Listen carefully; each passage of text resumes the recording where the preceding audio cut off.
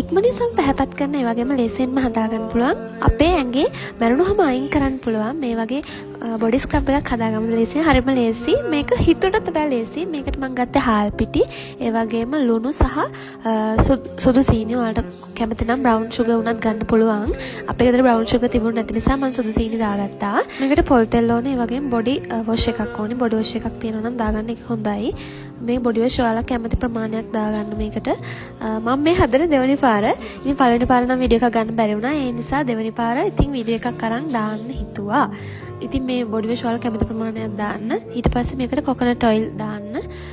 අර ඔයාලා දන්නවා ලික්විඩ් එකක් වගේ, දියරයක් වගේ, කියන්නේ පේස්ට් එකක් වගේ එනකන් මේක හොඳට මික්ස් කරන්න ඕනේ. මගේ බොඩි වොෂ් එක දම්පාන නිසා මේක නිකන් බ්ලූබෙරි යෝගට් එකක් වගේ.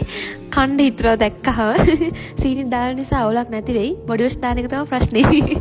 ඉතින් මේක හොඳට මික්ස් කරන්න ඕනේ. අන්තිමට ෆයිනලි මේ තියෙන අපේ බොඩි ස්ක්‍රබ් එක.